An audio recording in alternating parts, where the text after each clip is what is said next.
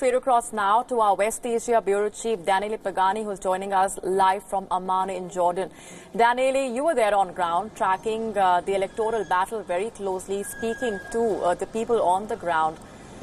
That's a possibility. That's the worst case scenario here, that Israel could be staring at a third snap election. And the president has made all efforts to ensure that does not happen, even suggesting an equal power sharing model. But the two leaders cannot make up their minds over who will take over as the prime minister. I mean, they cannot resolve that sticking point yet.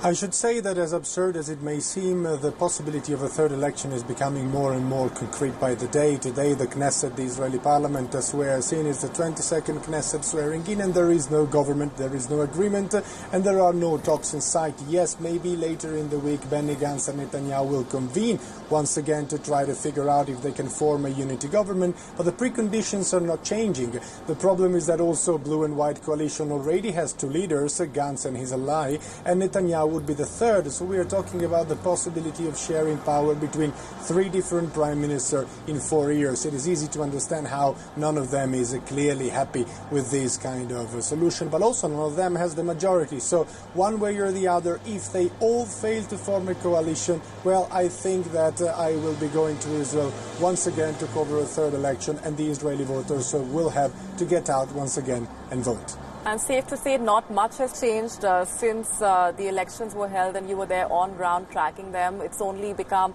a further complicated mess. We're going to leave it there for the moment. Daniele, appreciate very much for joining us.